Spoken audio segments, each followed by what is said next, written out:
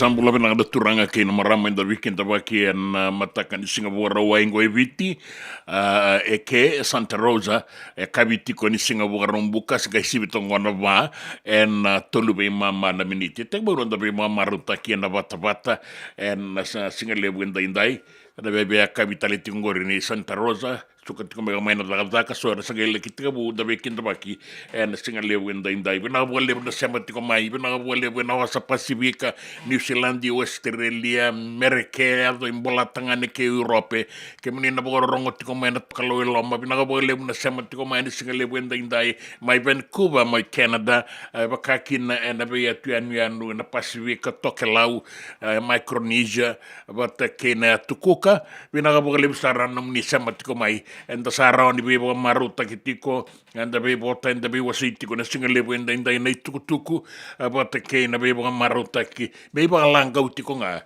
ni nonda iwase ni nga unango ena nonda bata ena singale wenda indai nimbula bena kaniandra ni takini ndo na singa bena ni la kana be tosaki ke na singa ni ngande be kemuni na ngalala era ni ngande na singa indai de suba era oso sartiko na korturanga suba na unango en nonra mai be tokoni irar na wa muritiko mai na be timini ngone bulin semi final kasa na de dambolo tiko suba sana be be tiko busartinga na matakani kuwa be ira bakitini kabala ko sombu bakitini kalima ala kiazo batiko en bakitini kawalungo da superdin sa nama kisartiko en koroturanga e suba mai viti en singale buenda indai bina bo lebu na samatiko mai en vito soaki e be matangali daga kedenga indana garaba en da sabi kinda bakitiko kina en radio ambulan dua bata San Francisco ne kauti kenda bata mai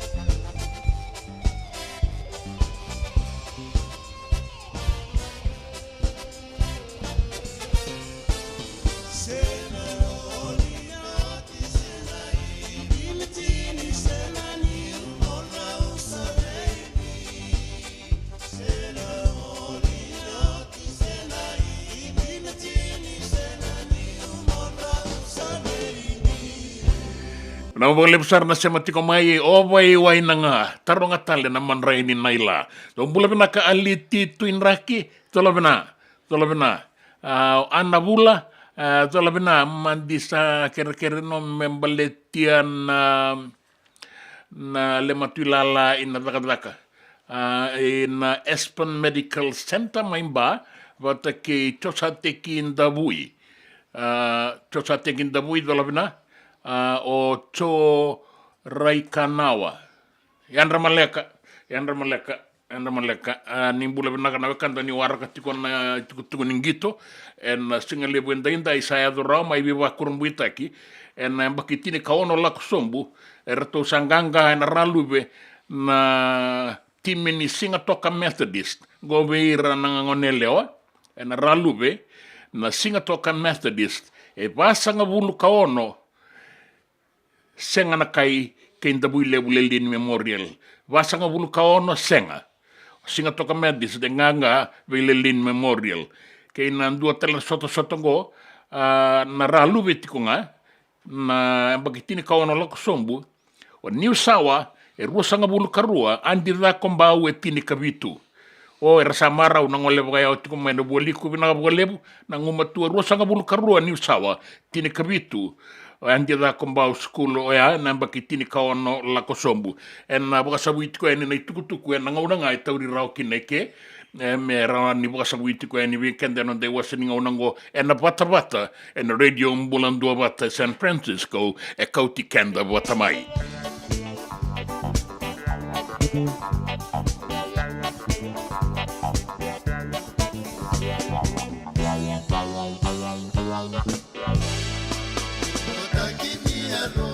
But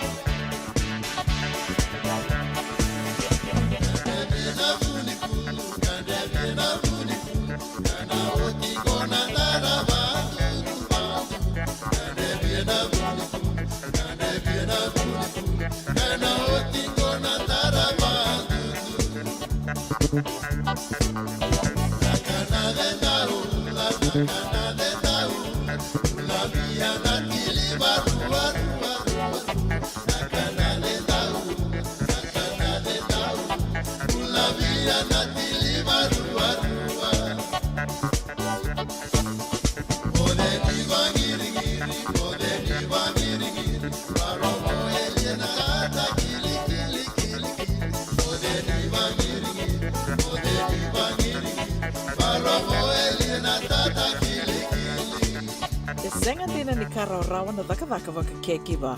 Ia endona kainda wipu ke kavaka mamanta takatuna bengaravi. O ia ke tuna kenda to kakana. Leika na dalo na bisikete na reo bata na sunbells e tinimbulu makau. We kenda to na senga tiko ni driver se senga ni vaka motoka kandau. Dren na tutu beto seaki. Erto satu vakarau na Divine Pacific Food Mart mai Sacramento. Merto talaveani na nung ni boli. Rawa sara. We tartarngayani na telefoni diwa dua ono toluva diwa ono saibarua. Merto bakarotaka katalada mai na nung ni boli ena kena ngona totolo tua. Divine Pacific Food Mart. Viturua Diwa Walu Franklin Boulevard, Sacramento, California. Number di telefoni Diwa Dua Ono Toluva Diwa ono saibarua. Erto ngarabatalangan ni kanalay waka suburian ni nanomu yaya. May nanonro to stoa kina nomu mati ni katumba. Nungu chisu nungu badua. Dorongode na vima maniono kina vitu ene kawni bugululu we kemandawe California. We mani rua ene kawi kina tolu ene singalewu ni lotilewu we kemandawe viti. E warotaka na New Methodist Christian Fellowship USA. Rongode ene Radio Bulandovata San Francisco me kauti kenda vatamai. Ningoli mai ni mai saraba kawito poni bertona nanda kula. Ana soto ni makabakarau kina FIFA World Cup Soccer Ronaldo Lurosanga Vulkava mai Colombia. Bakarau isranga gol o kusita na katin kavita lisinga.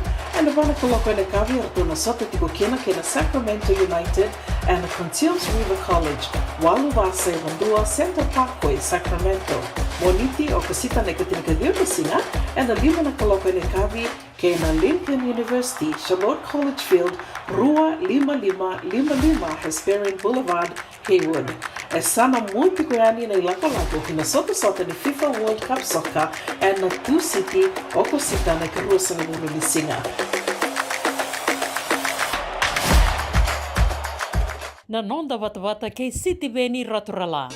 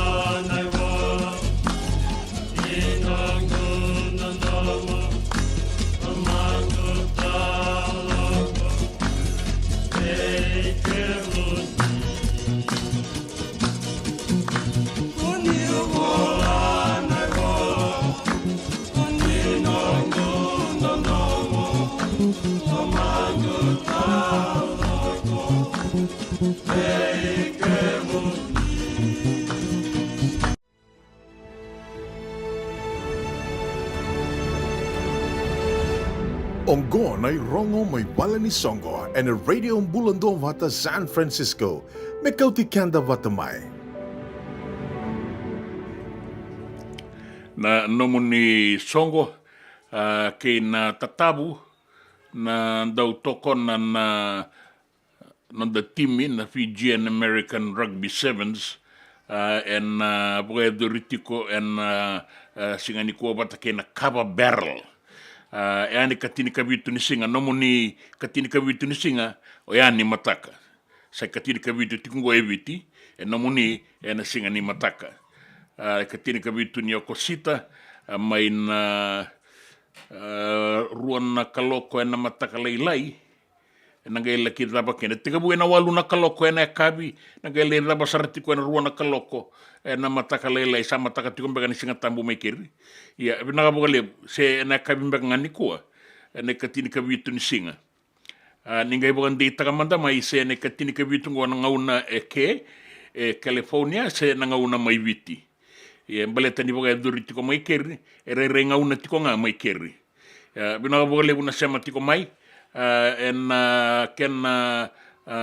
tukutuku barita kimengo ni narakatiko en Pacific Island Kababa na songongo en rua baba vitu saiba vitu rua en Mission Boulevard my Hayward en ngauna na bagay durkina unita katiko ni katini kabitu tingani singa ni kwa kena balembale na bwa rumbuka na kabini bwa rumbuka tikongo mai keri kasana rere bolle kasare tikongo ni sa sibito ngo ngonda pa na rua sanga bulu ka rua na miniti tiko talengaki na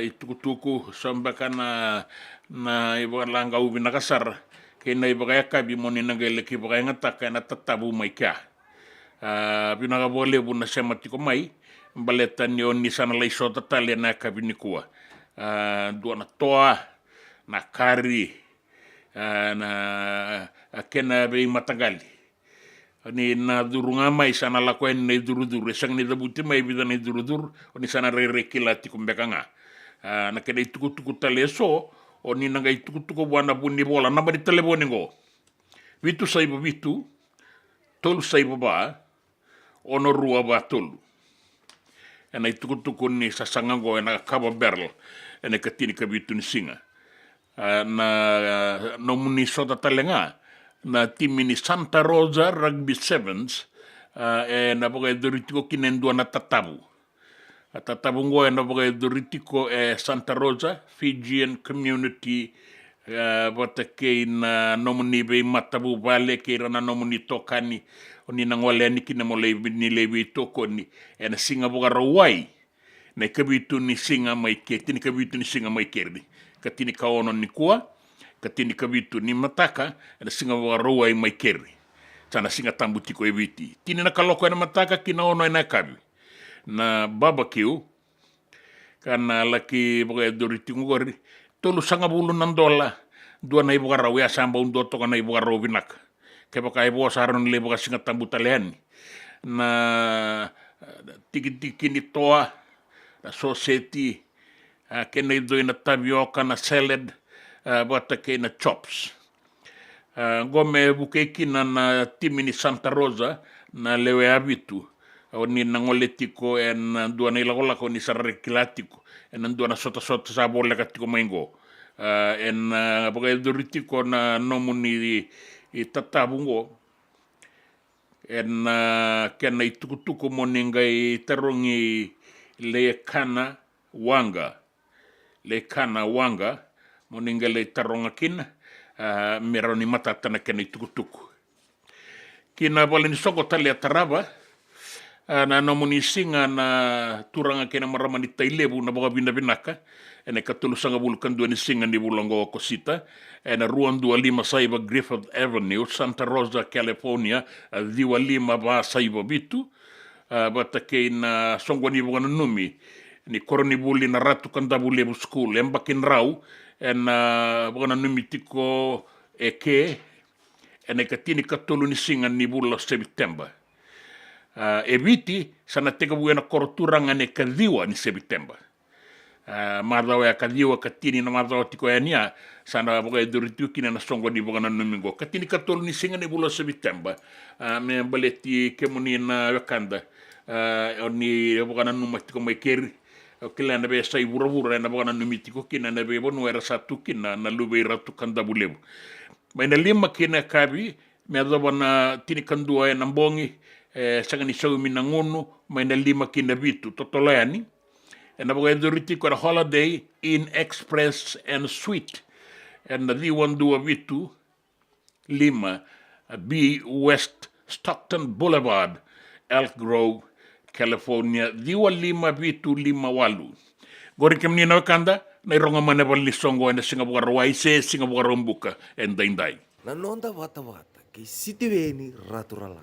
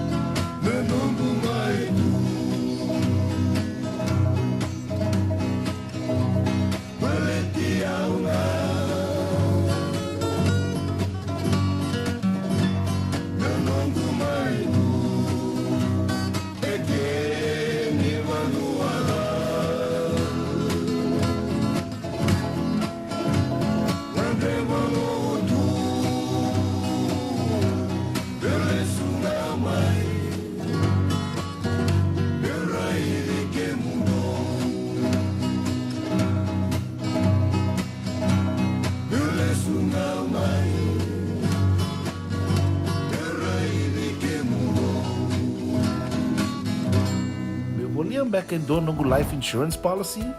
Laka kira ni turtana katin kabitu ni okostita na 2022 o sangir ta kasarabiri ni tauna. Kabi nga ya kira maga nga ya sala ko mana check. Sengat tali ni pera, sengat sarangan ni pera paling lain. In time sarangan mai. So ang kaliwara ka tala tunda wala. Kuwertongko. Kau saya lo dengo kamu binasa.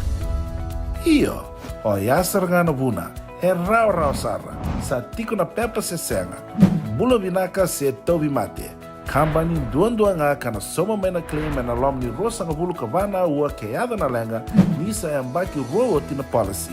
Text mai kina wasa eva walu van dua, tolu walu lima e na kena i tuku matai lalai, o ya na wasa eva walu van dua, tolu walu lima. Doyan Robina ka naman raman na ita. Do samba di ba kusa iwe? Yandra na ita. Kita sili katalaw mande na Orange Lounge. Maleka. Warasan ba di kata-kata pinakasartunga toboy simpang bakaw. Gay way dala tukin nambat. Koe serengan kori. Sonong ngono santa binakat serengan na kenta kakana. Di na to zoko. Kaya kita sana berata ini bagai singelebu. Kita sana gali bagai kabin ngaya ni kena. Na Orange Lounge, katalaw buka singelebu sa buka kabi, e baraw tayo ito buka manggo sanggay totokan na buno ni kana. May namenta to identity, kanay buka singelebu sa buka kabi, may baka na buka sakera, na sui, ikatabuteke, roro buka lolo, kay na vida tale. Giraraw mo kila na menu ni singoya, na Orange Lounge, tolo-tolong dua, Orange Street, Santa Rosa. And dua tala na tamang ni Bingarabi ni Divine Group of Companies. Dola may na walang kaloka na mataka, kina walang kaloka anambongi moniti kina singatambo na Orange Lounge. Tolo-tolong dua, Orange Street, Santa Rosa. Dendram beka nang wala ni kibal nilo tira buko ni oso-oso pakadadaka. Sendrak-ndrak beka na itos-tos nimbula, kuha nilenga sinuing gawa-gawa. Nana magi-mai kina programo waro taki, may veratao na New Methodist Christian Fellowship USA, Nongu Chisu, Nongu Banua. Rungo na bima manyon na kabini buko lulu bay Kemundo e California, bima manindu na singilebu ni lotulebu bay Kemundo e Viti, and a radio bulando wata San Francisco, may kauti kanda vatamai. Nanonda vata kay City Veni Raturala.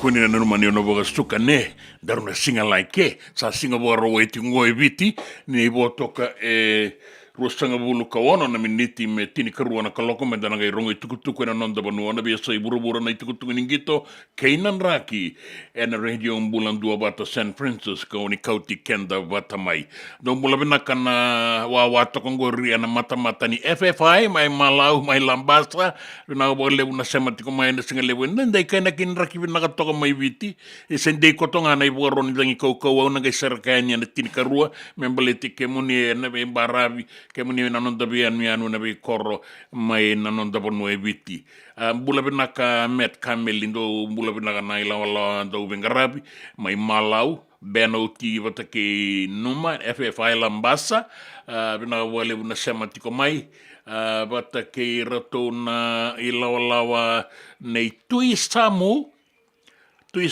sini torau na pono ni warong tiko mai kena bina ka wale di sara-sara tali timbang ngamai yang singa lebu indai chone de laila kemba malo ambula ra bagayan ratiko mengon Wakanda en singa lebu indai ya sabe be kabisara tokongo Santa Rosa en tini Errington Road Stawell Victoria mai Australia o ti tokango na baga kabi katalau eso ba kabi so katalau pinaga boleh bune katalau sa pinaga boleh bune besuriti mai salolo matunga eni kena ngusungori na ketengo kana mai keri samai mama weke pinaga boleh bune matabu bale na lot walu batu talei o mbula binak batu talei na tiko ndo wengarabi tiko mai kena na singale bo indai ananda wasani ngaunango endara rongo itukutu kina na tini karua na kaloko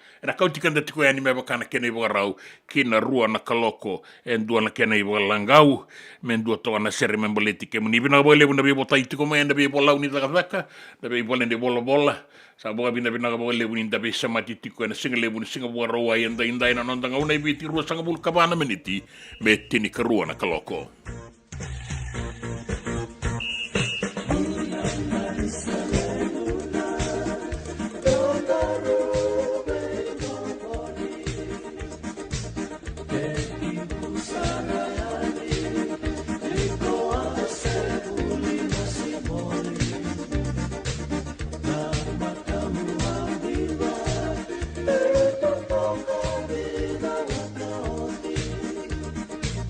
May the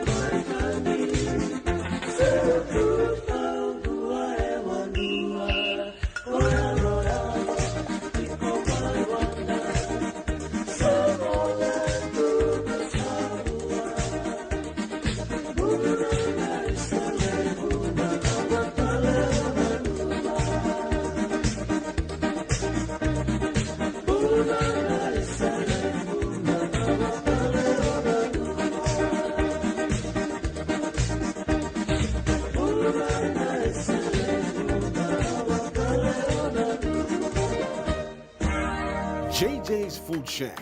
E tiku kete kina na kakana boka bitki me bakana kokonda. Lobo benga ni ngai kani doitu na bundi na dalo si tapioca. Na kakana boka malangi me bakana steak baka eloka kena coleslaw.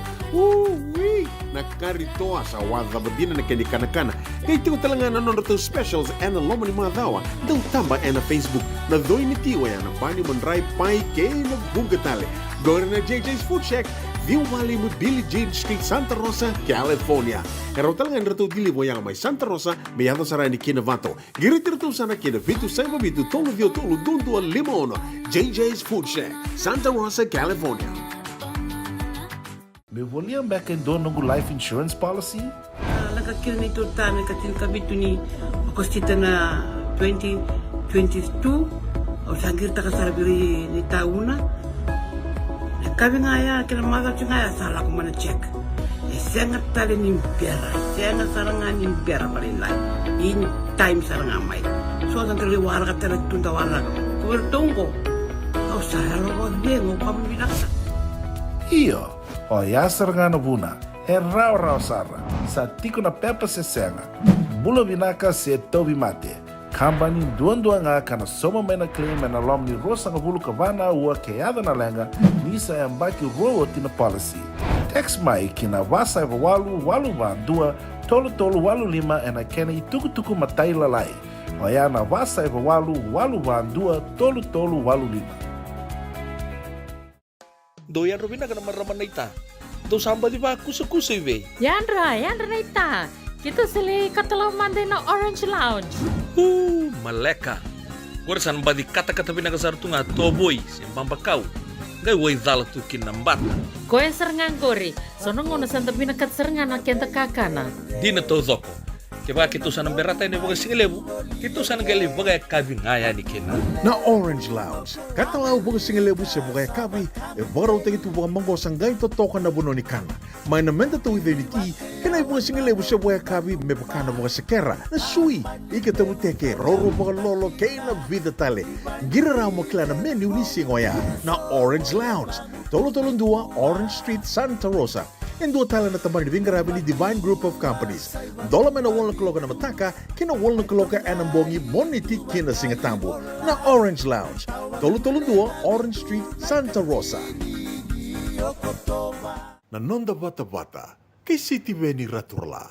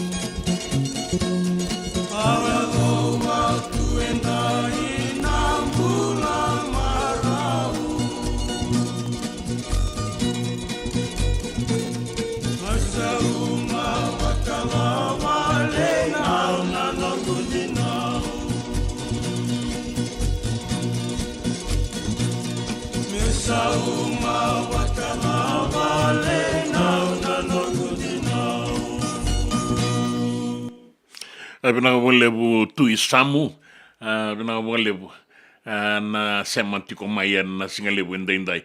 Chone ndela ila kemba malo mbula, wanda toka yaningo na tini Errington Road, Stawell, Victoria, mai Australia sa uti tokongo na katalauia sa uti teletongango sa bola katala singa lebu, vinaka lebu. Kada visibiti ko na rua na awa wambauta. Vinaka kereti ko yaningo na mundo matabu valna na loto walu watu Talei Lane na itiko ni beba waleta ke moni koso na sinu ertombo na numitale tungaki na o tadina tadi chuan tiko na matai walu ni bola tangane. Be ali patien de la kemba ke rupeni wanga ni mboro tu malo ambula. Erto sematale tungama o Mateo mai tumbalebu.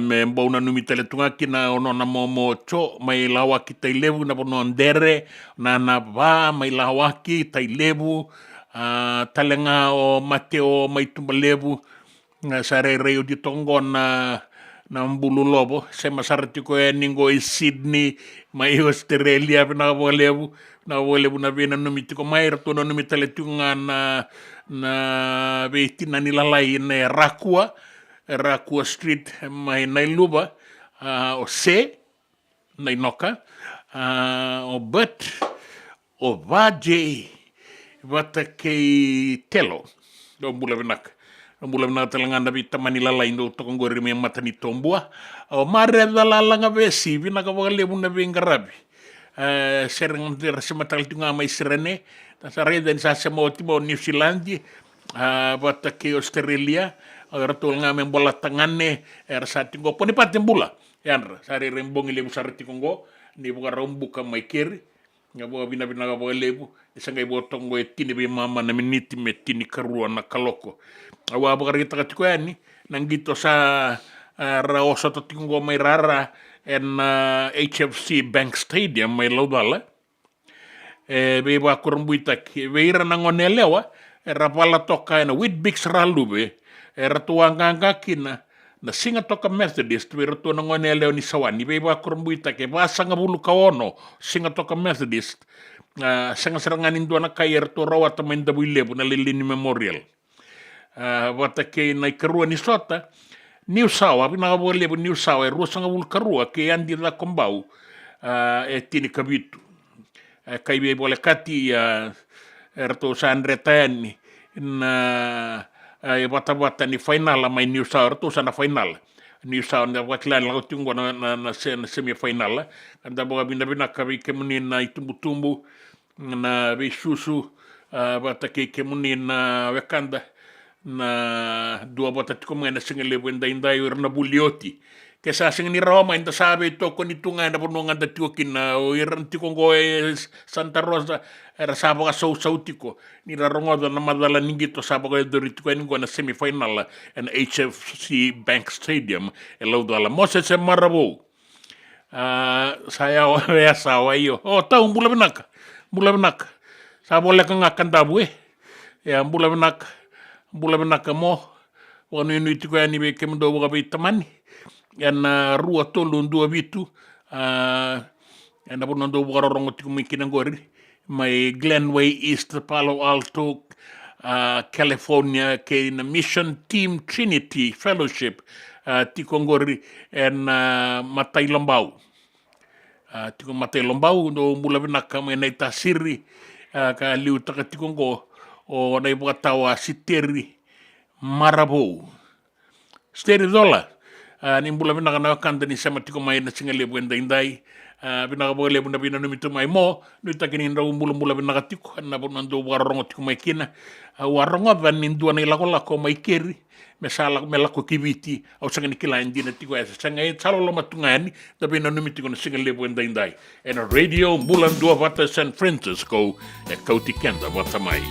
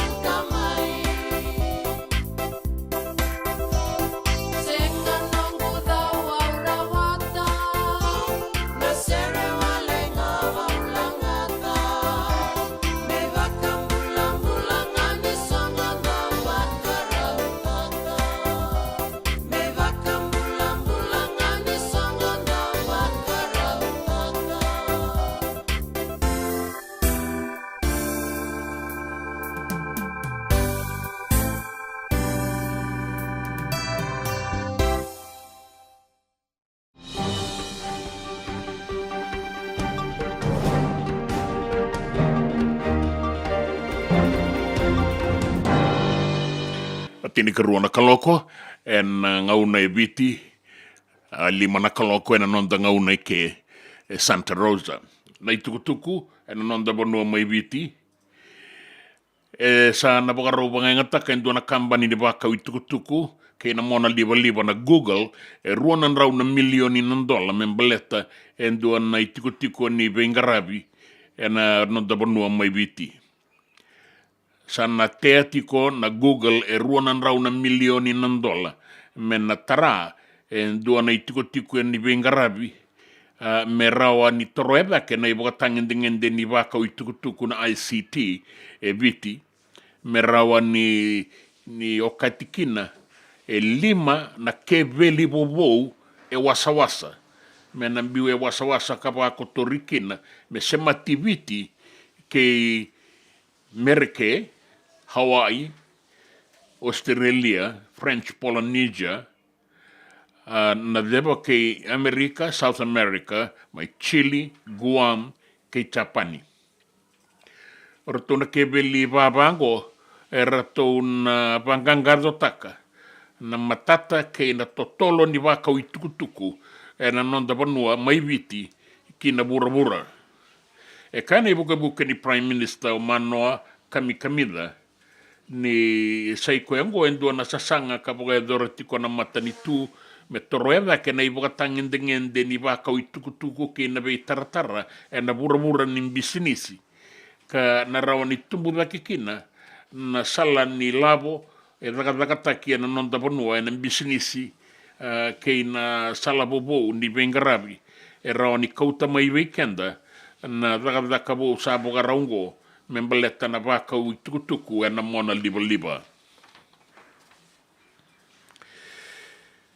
Era sabaga salataki na itauke ni dakadaka mai viti ni rawa ni rana totongi me adaba sara na tini na $1 ng dola na kenra totongi se era boga durumi ke vale ni bebe su ke baka era senga ni muria na iboga ro sana budio tika sabaga yang atakiti kongo me tika bu meni kandua ni okosita ni matai ni okosita na bula sabaga danga uti kongo te kena baga yang ataki na iala era ni sauni tamata daka na new minimum wage regulations boga rita ke mai ni sa tika bu na daka ngo na imatai ni okosita sa toso da ke na 5.5 na sende na iala era ni sauni tamata daka me $5 me tega bu na bulango bulo e pereli na matai ni singa ni e pereli na mbaki katumai na toso da ketale na 5.5 na sende me sana ngai azo bakedekina na $5 ndua na awa na kenra sauna tamata daka go na ibo katangende sarera kaya na minister ni daka ni nabudi na ibukaraubo ni bisau mingo bira na tamata daka me semati ko nga ke na ituba ni mata nitu na bi kasabakan donu yawti membaleta na isau ni tamata daka kayo Agni Deo Singh na minister ni sa Soliveira na itauke ni daka na ibukaro ke na ibukasala mera biuta toka baka matata endo na kena tuku baka ibola na non bola uni daka se vale ni bola me baleta na tuba bo ni sau mera on inda reidani ka matata tiko na beka era boedor na itauke ni daka beira na non ralinga ni Bengarabi tiko talenga na kena fomu karao ni boleweni en ministry ni Bengarabi ni Vangara daka na Ministry of Employment ka tiko kina na website kebaka senga ni rawa ni Vangara na kena tuku matata me bolai ia me biutiko endo ni bolan dusi non rabono ni daka kebaka era senga ni muria na iboga rongo $2 na kena totongi se kebaka era mbetiko nga na tosa dake sarakina tini na $1 ng dola na kena itotongi se nganga uraki vale ni bebesu kayo Agni Deo Singh ni rasakilatiko na itauke ni daka na ibogaraubo ni sau sabir kotoringo merabaga muria na new minimum wage amendment regulation $2.2 karua ka sanuitak ni rana boga muria me raoni matata na non radaka kinangito asa wakatauda indua na lewa na kornibuli ratu na bula me kakuen indua na itukutuku e baka sabui be rana ndau bola itukutuku Pagambimbi kongo na non ratu timi ni ambakitini kawalu lako sombe na super deans ka wagarita kitiko maikina na non ratu sasanga me ratu vangangadota kana bagarau me kuwa na soli tukutuko baga Italia ki veira na tambana ni tukutuko rono sotatiko ki Queen Victoria School na lima na kaloko na ngauna ibiti na singa ni kuwa baleta he ratu nanu me ka Queen lebu na tukutuko basi kai tumba baleta ni na rawani kilaiki na na wale ningito ratu bia toribaka ke na tukutuko ni non ratu bagarau bagarita ka ngamai na liuliu ni kornibuli ni sabakan data kina tikinango mera kakua ni tukutuku kina bei tambana ni tukutuku eso cermaya lewarabu bagarita ka mai ni nangai madalangai rara ni rasale sota kina na tim eso erbingati takatiko na ngaunango na semifinal bata ni ambakitini kawalu lako sombo na super dean sebeir na dorowo. O ben bola indo na dorowo unda ungito sa matataki vitio ti bokabida sala isaini taka indo na nona bela lati me duru kina leo ni timi na Leicester Tigers main bola tangane. Sa ambakitulu sanga bulu katul na dorowo ngo angito boli na non tabanua matataki viti matatakatalanga vida na songo ningito na kalabu ningito mai Australia kabakakin na mai barani sen Asian ka senga ibo dengu mai kinan do na ngauna leka south na baki maingo rosana lei sota talikin batake Michael Checker nando ibo tabuli liu ni timi ni Australia rawata ka batatiko and timi ni New South Wales Waratahs.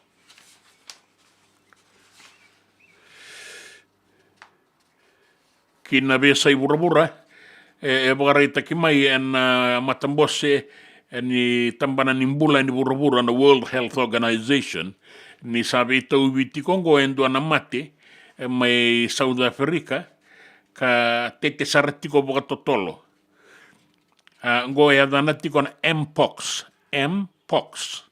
se monkeypox kambega ngo na kenramate na mangi bagarita ki mai ni sa tete boga totolo saratiko na matengo kina bia sa ibura-bura talesgo kasa ngauna menta boga raukin ni totolo tiko na mate ka nanumi ni indewa tikongo en beibonu eso mai na Democratic Republic of Congo wata ke na beibonu eso mai Afrika ka sa nanumi tiko kin mentanga ngarauni na buku ni matengo me bakana ibu sala ke na iboro ni matambose ke ibura-bura kina itukutuku ni raki dei kotonga na ibu aroni dangi kaukaua mai viti na be imbara bia soni non da bonua ke na non da bia tuanuanu baga wasibi na tulau lo mai viti tabe uni ke na be anuanu lala ibole kata bakakina tokalau ke maduata nambarabi ke nanronga meado saramai nabua bata ke Tailebu North bakakina mai raki ke na Sanora bagarita ki mai ni mbula saratiko na ngaunango na dangi tokalau deba ke na tokalau kalaki adoba na 5 sangabulu na nota na kaukawan batini dangingo and na vakilatiko na singan daindai me adoba na singan mataka na ibugaroni dangi kaukawango ase solitiko mai na singa moniti na marongo sama adoba kayango na bugarombuka se bugarawai ke bakauni bugarongo tiko ebiti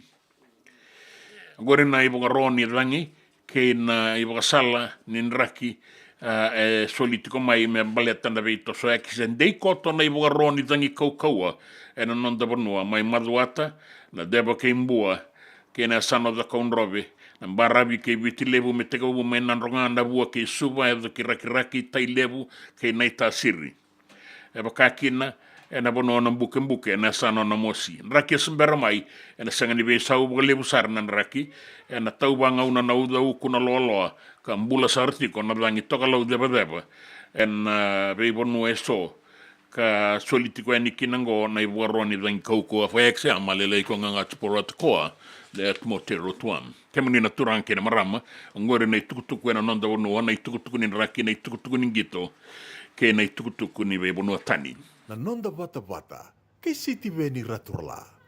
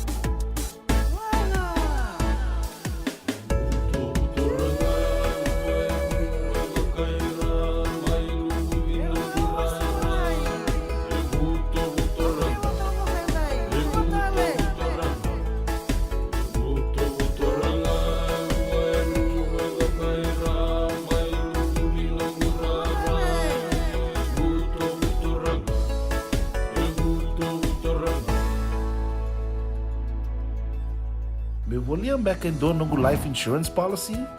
Nakakira ni tutame katin kabitu ni akostita na 2022 o sangir takasarabiri ni tauna.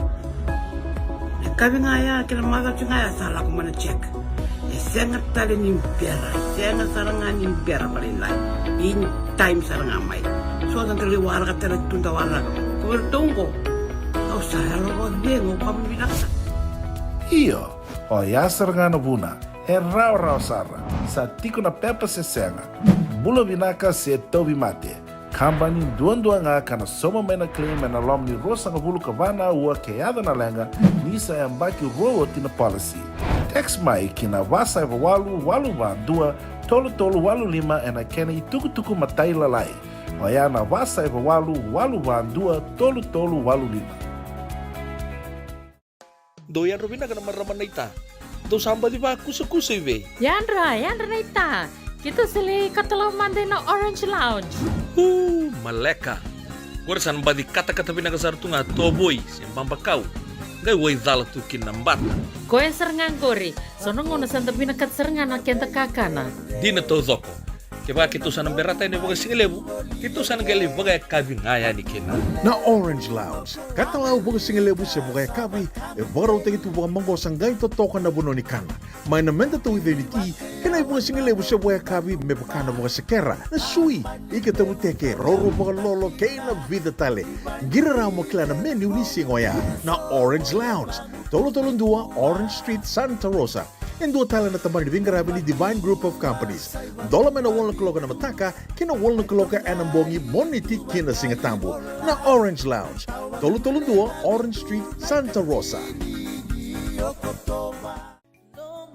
Nungu chisu nungu banua.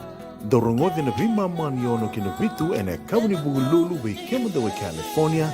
We mamani ruane kavi kina tolu ene singalewu ni lotilewu we kemadawe viti. Warotaka na New Methodist Christian Fellowship, USA. Rogode na Radio Bulando Vata San Francisco, me kauti kenda vatamai. Nanonda vata kay City Veni Raturala.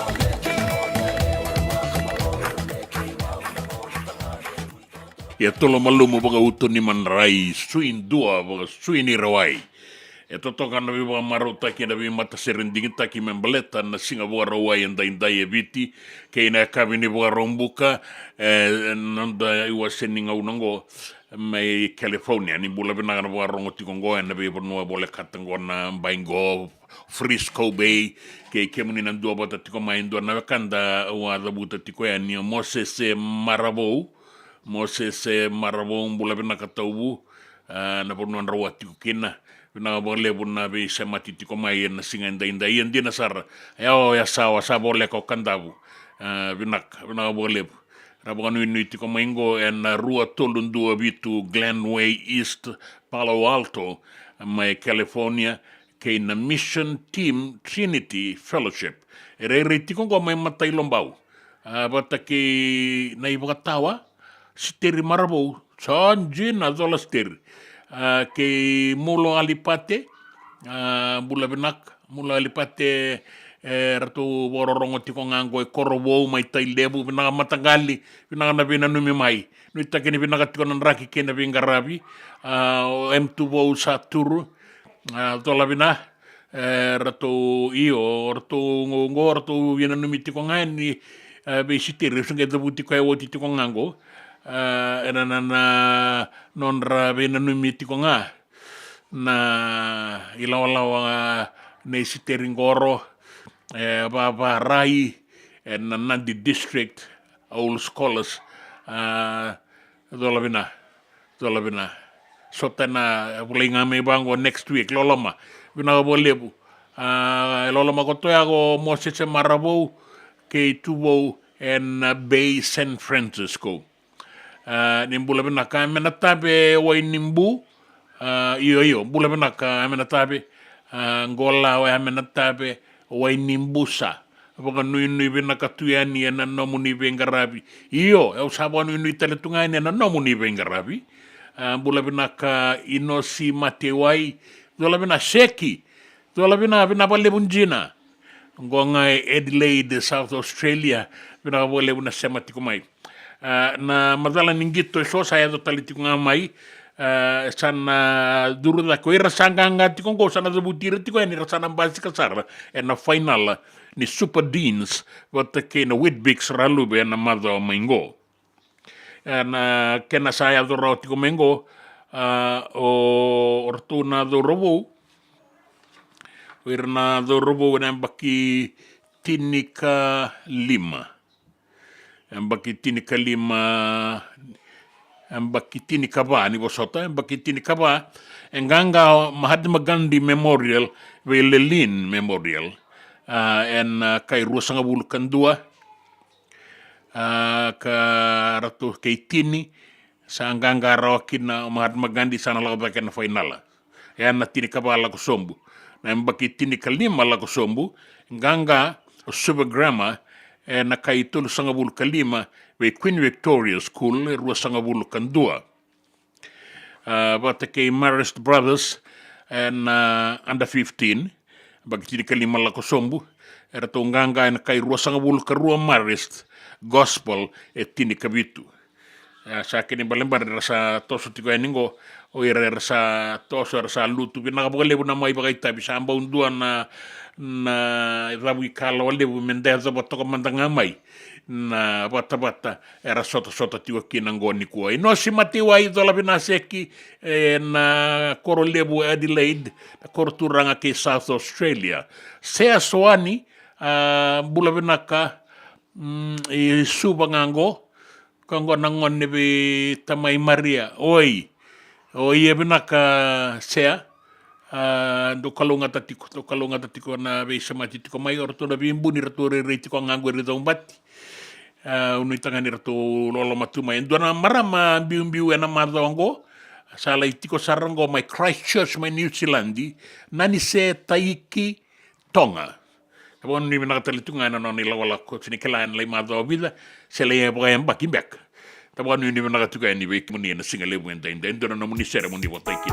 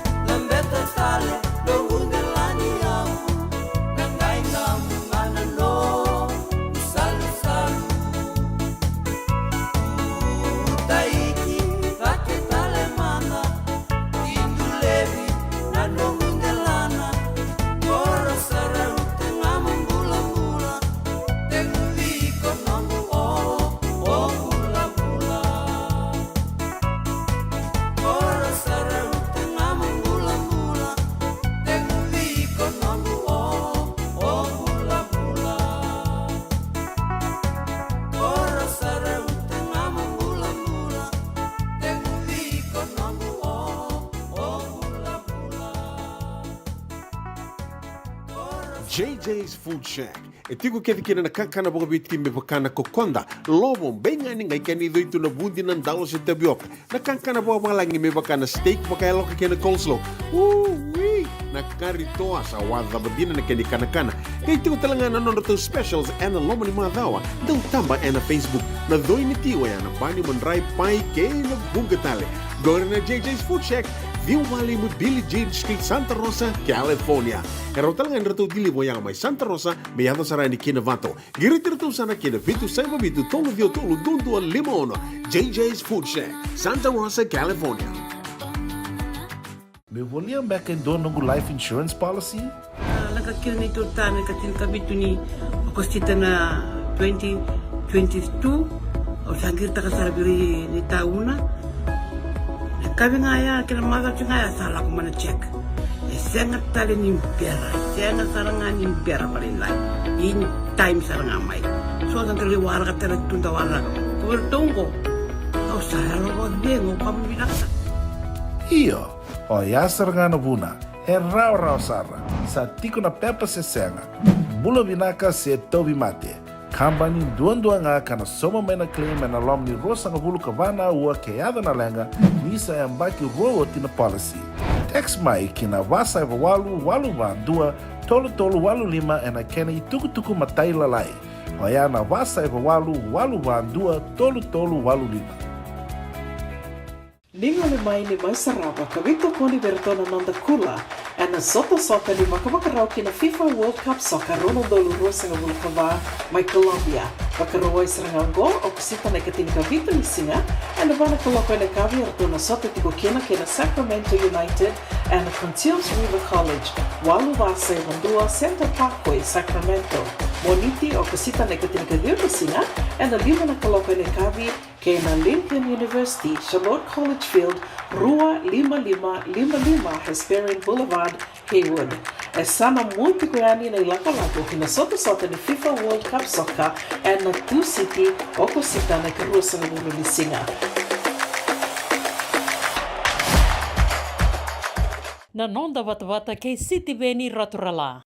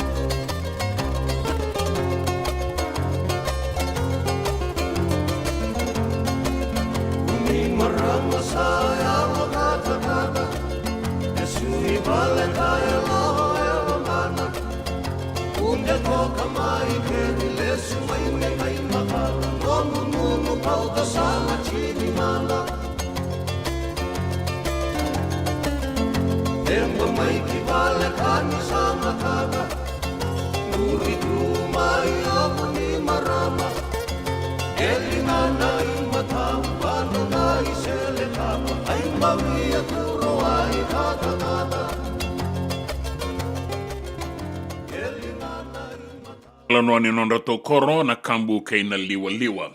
Sabo e rusang ul kalima na miniti min dona kaloko na ngauna mai viti e Santa Rosa sabo e rusang ul kalima na miniti me ona dana dabo na vitu bina wale buna sema tiko mai na singa boga rambuka kenda tiko ngo e Santa Rosa se warawai enda tiko mai viti e sa de tiko mai so na tuku sabo sabu tiko en na tuku ningito na ponu ara sala ya zo bana viti mi ni vi kornibuli irake kornibuli torodake ka boga doritungo en HFC Bank Stadium laudala na Super Deans wata kein Whitbix ralube be kemuni na wekanda oni sema tikomai wa bina ka be mulo alipate tangindungu matanga libena ka boleb ana be tokani na sema tikomai na station ni obisa korvo tailebu kein non rabe matabu vale na matadadak na obisa mai korbo tele bu kobulan duve ndabon tabu mate sang ni madale bale ni mbula sei vale e banu ni binaga tikoen na singa ni ko ni singa binaga be kemni na singa ni be ngarabi erto bota itale tikungakin na ilawalawa ni saturu tubo saturu mose se vasuita okay en be bono eso mai na mua boi mai le kutu mai buangona ngau ni sala tako so mai raketi me ngole sombu ki wai nunu na wa bina ka bole ni rasema tale tunga mena kanda mena boli ku inga re rongo re bironga o miawi ugu na ro ni kuwa bina bole buna sema tiko mai ke ira rabe to koni na be korni bule ra tiko ngo na no da banua bukan bula tali tunga ni beira na mata na konverendin lo tu eselebi ti kerutu mar saya do tiko mai so kara sando ye tiko na non reidili mai no sorry so er tiko ngo na sinu ke na korturang e suba na buka binak na bia oso sar tiko na korturang e suba na bukan no mini ambakin rau ni korni buli mai ratu kan tabulebu ena tiko bu ene kadiwa ni singa ni bulo September au sarongo za tiko ngo ngani na buka dori ke Santa Rosa na ikatini katolu ni September ya mai viti e bagaita ke mena duana tayam bena boga dur men flea market en sedi kel ni basi mai suba me ado sarani en Albert Park en ala ki boga dur kina na kena songo en singa moniti na ikadio ni singa de bula September e bula ngindo kaitiko kina na Prime Minister na woti nangai musu induana keke ni ambakin rau ka nangai talavi me bukai tawada duan rau nambaluni me rabaka bukadi mai an Albert Park suba me baleta na be yamba ki taudoko sanda bana numati kongo ni duanan rau mai ratu kanda bulebu bina bole na semati ko mai bina bole saki bina bole na nomuni vakani tiko mai na nonda ngauna ni rongo tuku baleti ratu kanda bulebu abano ni bina tale tunga ni na singa lebu ndai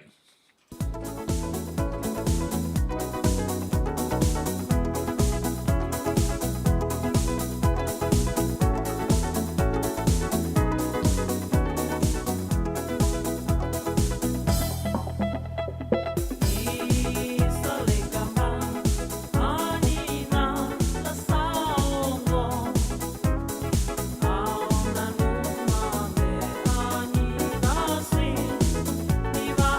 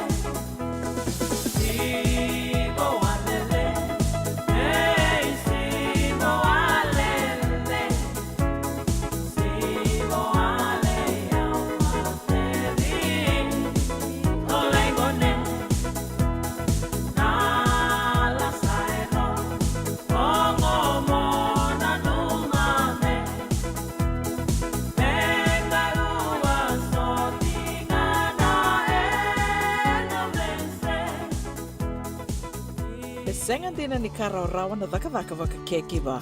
Ia endona ka enda wipu ke ka waka mamanta taka tuna bengaravi o ia ke tuna kenda tō kakana.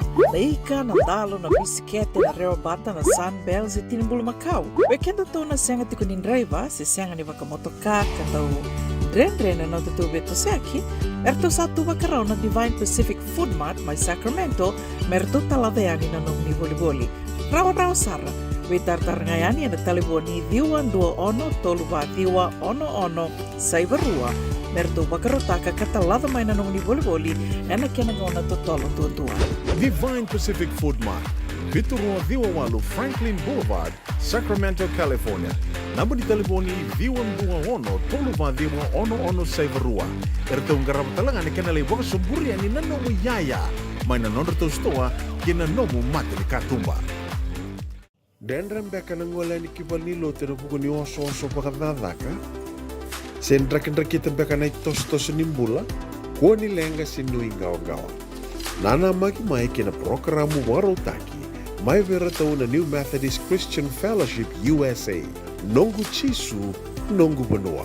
Rongo na bima manione na kabini buku lulu bei Kemundo e California. Bima mani dua na singilewu ni lotu lewu bei Kemundo e Viti. And a radio bulando wata San Francisco. Me kauti kanta wata mai. JJ's Food Shack.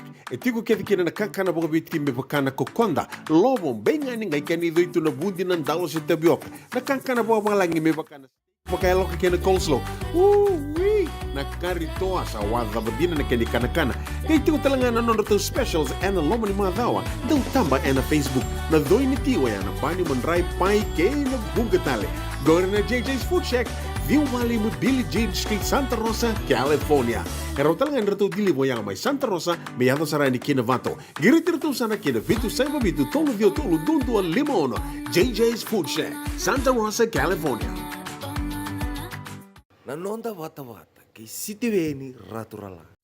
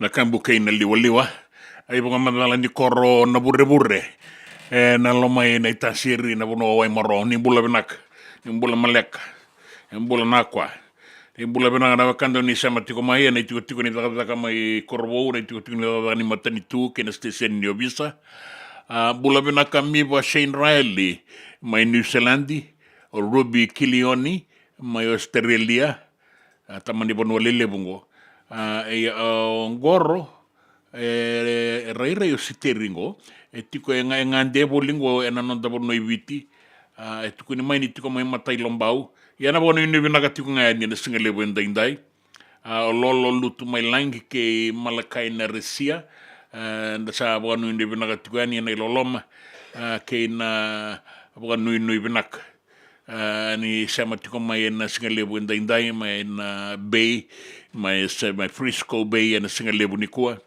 na boga bina tiu kin na boga lepo mbula benaka na boga rorongo tiko mai na be bale ni mbula era dua bata tiko ndo nei laola era tiko bolingo era sengai boga ro suka sara tiko ngana daga mai viti mera suka ngo na dua na kalo sabo toka vitu na miniti me rangai suka na daga era be mama mbeka ni singa ser na be soyan re boka na tiko na bale ni mbula ta boga bina tiu kin na boga lepo na bole na be ngarapi na bole muna yalo binaka na yalo ba marama ba turanga ene be ngarabe ene be bole nimbula be boga mbulai be boga ungi talenga na e boga raungani no muni I be ngarabi ka nuita kini ndau magati kona kenan rak rungu mai suba kai na kitiko mai ni batata ba lailai ya sangani sewe o titunga na boga roni langi kaukaua sa boga binaka ni ado tiko mena keni tuku me rauni nda boga rauti ko enikin ena be kinda sota kaina singani ko bo mbimbi na be to sek so rangole tiko mai ni na moirani non da bono mai viti era senga isa sanga tiko eni ngori kina rara ningito mai lodala en singale buenda indai merangale sota kaimbe kana sota ni super deans bata keina Whitbix ralube ni rasang laki semifinal anda be timi lele budak kera na mbaki tini kawano, tini kabitu, tini kawalu la kusombu. Na sot ni ngone buli ka boga dori tingo lebu sarna keni tuku lebu na keni talanoa na duara nga una murengo una ngai boga sabu italiani na tuku me kuringa ni tuku ni gito sabu reta gitu yani me madala kina na be timye so era sana dambe kin final na mardawa katumai kanda boga bina tiu kino era rotos tu mengo na sa sabara sombe karanga isuka na daga na bi hotel na tiku ni sorbonua arsanga ngole sombu kisuba merna bole saraba talenga na sota mbula boga dori tiu kino ngori bole wa mimbi ni raungi tiku kina ruana kornibuli mena sa sabara nele ya zoba tiku mandanga mengo na kota final na deans na kornibuli na mai na Dhubu College pata ke na ratu na bula rono korni buli ruango era kan ratu na bula ambau rawatan din senando na ngauna ambau tani ambaki ruano ndolu tini katolu ruano ndolu tini katolu era to anreta kina na dins era to binakata merto u warita kirtu talena ambaki go na pata abarita kitingo mai sasanga na bimo saki wat kirando wala tuku se newspaper se radio se TV se salani tuku babanga erano masaka ko mandar lay talano akin baleten dengay kila ina non ribuni kene wale ningito rabaka ngata ka chair may ale warabu na principal ni kornibuli may ratu na bulang gay madalanga ni rara may gay madalanga na bibo saki rara ya sabi na kanuita kinyo ni na ato tiko may ana may buka dengo baka lele ni nangay toso ya ni na sarangito ni singale buwenta ni tukutuk wera nanda banua enandua na kaloko.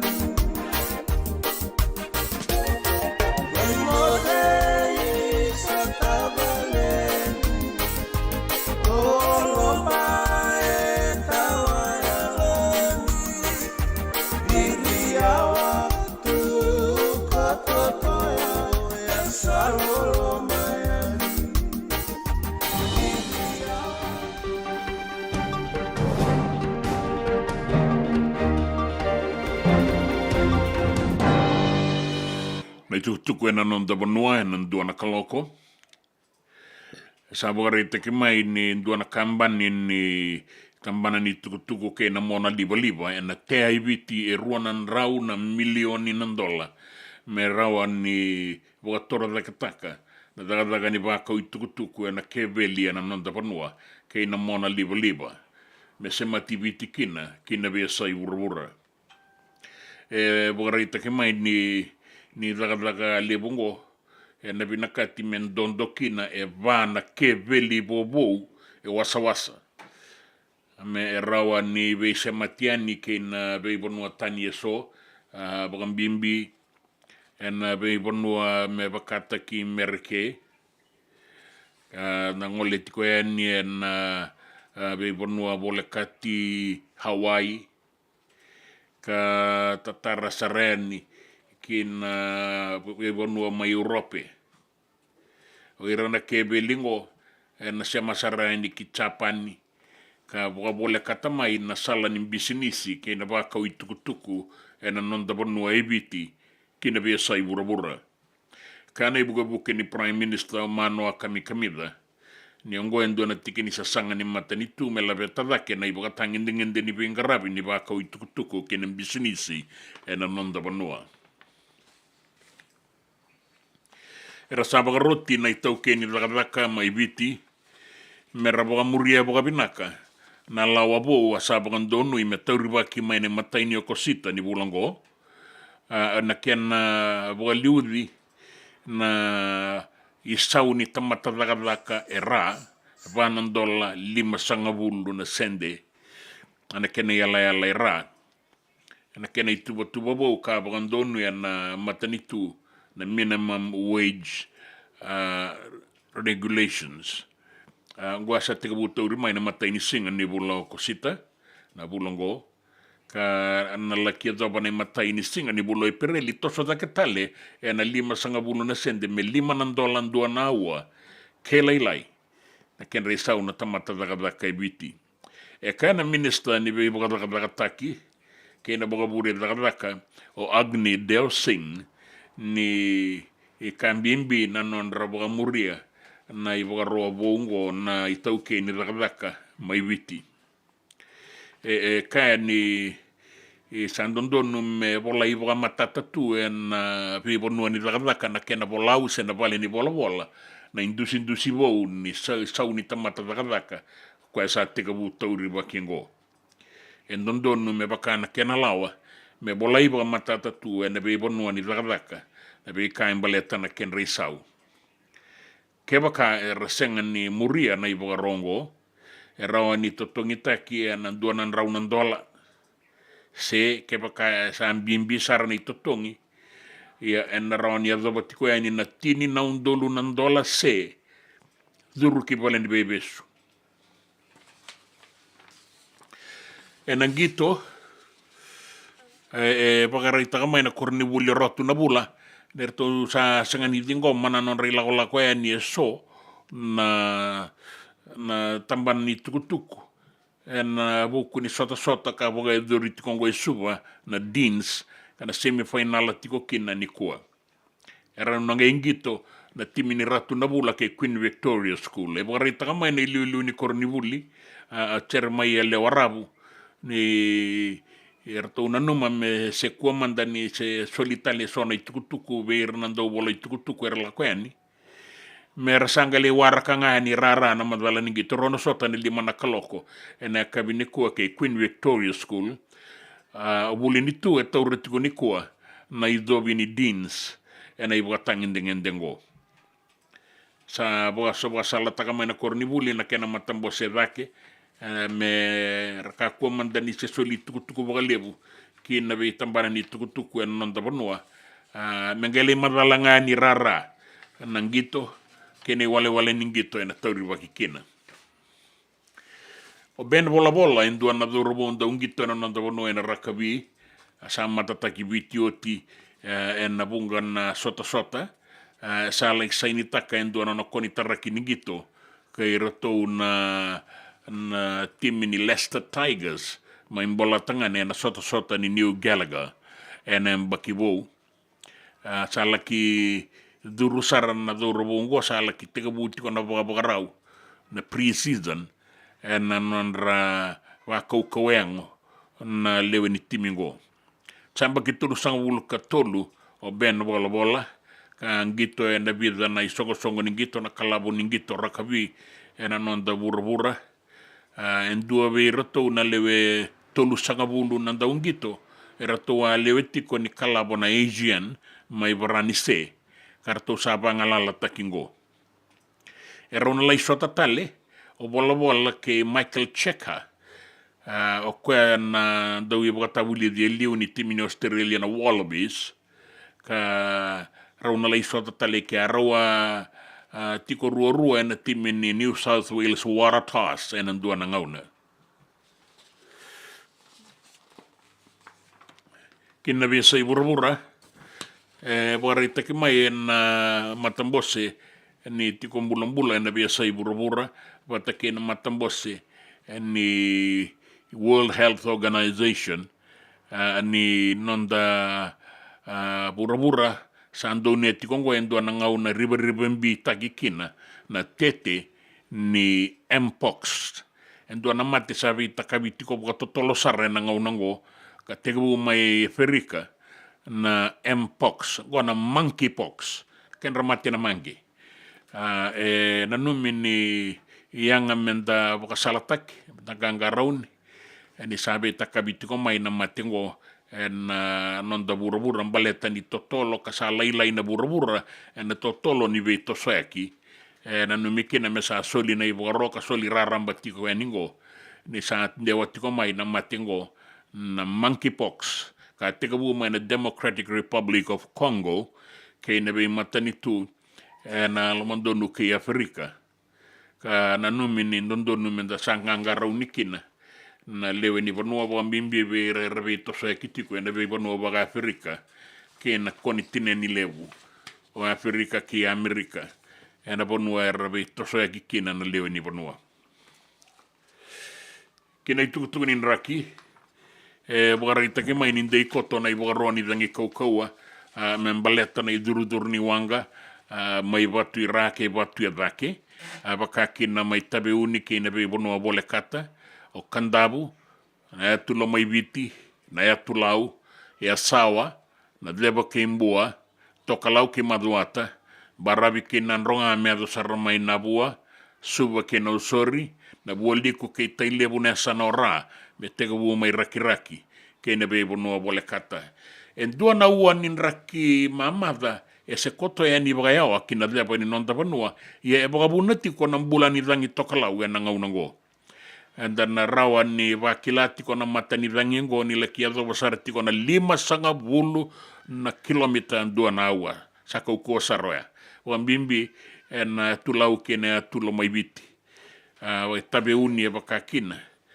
ya sanu itagiti ko na nontang karauni and be bono saka di bagiti ko ya ni membaleta na ibugaroni dangi kaukoa soliti ko na ibugarongo man singa moniti sa lakiado bongo na singa bugarawai mai biti ka sendei kotonga na ibuaron ni dangi kaukaua no ai mirror nga churo tua mat koa aero tekne ausnet ne lele faksa malele ko nga spora koa imbula bena na kanda mai rotuma nu itakini sa kauai takiti ko na itukutuku ni rakia ni eviti ni bia tare ke muni talenga na kena rebu ngor na itukutuku ni raki na itukutuku na nondo no na bia sai burabura ke na itukutuku ni gito Na nondo vata ki City Veni Raturala.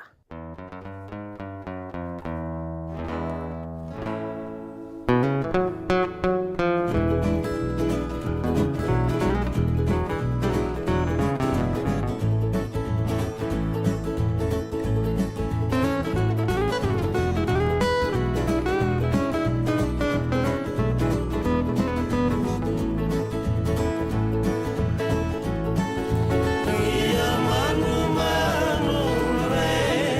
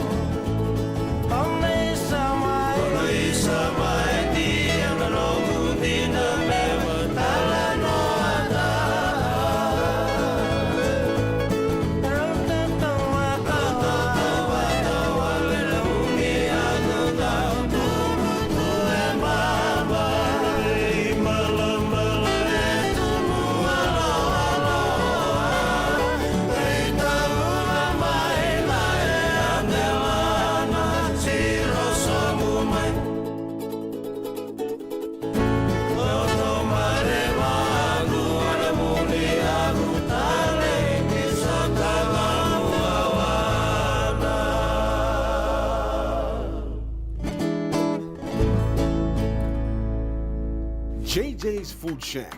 E tiku kena nakakana boka bitki me bakana kokonda. Lobo benga ni ngai kani doitu na bundi nan dalo se tapioca. Nakakana boka malangi me bakana steak baka eloka kena coleslaw. Wee! Nakaritoa sa wadha badina na kani kanakana. Kay tiku talangana nono to specials and lomo ni madawa. Dau tamba na Facebook. Na doi ni tiwa ya na bani mandrai pai ke na bungatale. Go na JJ's Food Shack. Viu Valley mo Billie Jean Street, Santa Rosa, California. Karo talaga nito dili mo yang may Santa Rosa, may yato sarani kinavato. Giritirto sana kinavitu sa ibabitu tolo vio tolo dundu al limono. JJ's Food Shack, Santa Rosa, California. Me volia back in dono ng life insurance policy? Nakakil nito tami katin kabitu ni akostita na 2022 o sangir takasarabiri ni tauna. Kami ngaya kena maga ngaya salah ko mana check. Sangat tali nimpera, sangat sarangan nimpera paling lain. In time sarangan mai. So ang kaliwara ka tala tunda wala. Kuwertongko. Kau saya lo dengo kamu binasa. Iyo, o ya sarangan buna. E rau sara. Sa tiko na pepa se senga. Bulo binaka se tobi mate.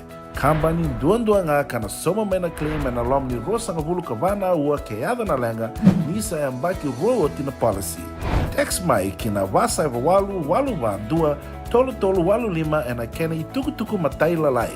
Oya na wasa eva walu ba dua tolu walu lima. E senga dina ni kara rawa na daka waka keki ba. Ia endona kainda wipu ke kawaka mamanta taka tuna bengaravi o ia ke tuna kenda to kakana. Leika na dalo na bisikete na reo bata na sunbells e tinimbulu Macau. O kenda to na senga tiko nindraiva se senga ni waka motoka kanda o dre na no tutu beto seki. Erto satu wakarao na Divine Pacific Food Mart mai Sacramento merto talaveani na nung ni voliboli. Rawa sara. Witartar ngayani na taliboni diwan 21 toluba diwa ono saibarua merto bakarotaka katalada mai na nung ni voliboli na kenangona to tolo tua. Divine Pacific Food Mart, Viturua Diwawalu Franklin Boulevard, Sacramento, California. Namba di taliboni diwan 21 toluba diwa ono saibarua. Erto ngarap talangan kenalay waka suburi ani nanomu yaya. Mai na nondo to stoa kina nomu mate ni katumba. Na nonda bata kay City Veni Raturla.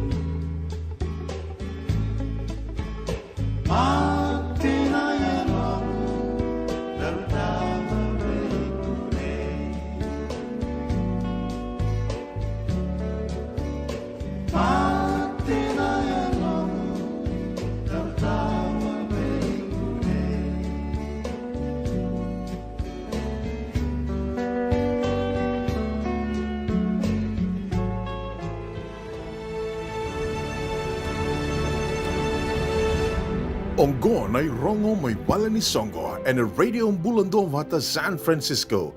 Mekauti kanda vata mai. Ake monina dau to koni en timini rakabile wa bitu en dua na tatabu en aboge doriti Kongo e Santa Rosa en kabi en daindai nuita kini na rawan inda ngole nikina na baulei to koni tu en non rangito na wekanda era na daurobo era matatagatiko na non da asas na boga doriti Kongo na singa boga rawai na ikatini kabitu ni singa au ni au lawa na eni tukutuko nga e doriti Kongo na singa boga rawai ni katini kabitu ka nuita kini onisakilati kona kene loko tika busar tinga na tini na kaloko na mataka la kia zobo na ono na kabi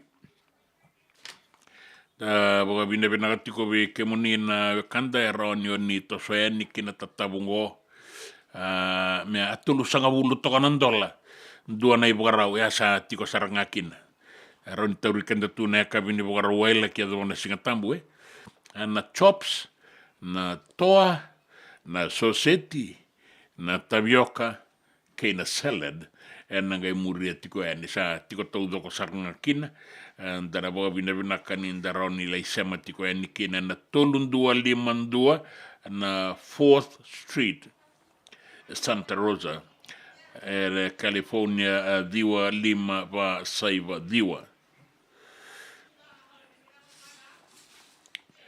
abe kemuni na bekanda oni na nama kitiko membaleta na solebu ni boga bina ka membaleta na singa kei tailebu na boga edore ni katulu sanga bulu kando ni singa ni bula o kosita ka na boga edore na ruandu lima saiva Griffith Avenue Santa Rosa California diwa lima va saiva bitu Uma mandala tagatiko ni na songo kei ratu kanda bulebu na bangana nomini ambakin rau ni korni buli mai ratu kanda bulebu ne katini katolu ni singa ni bula September ena bula katumai enda nangaila ki sota ni kina mai na lima kina tini kandua na loma ni ngaunaya mai na lima kina bitu enda rau ni ngunu ka sanga ni saumi boga doriti kona nonda songo na Holiday Inn Express kina suite diwan 2 bitu 5 ba West Stockton Avenue, El Grove, California, diwa 5 bitu 5 Kwengo kemni na tunanga kina marama we kaso enda na magati kwena nonda sota ena nonda vale ni songo. Na nonda wata wata ki sitiweni raturala.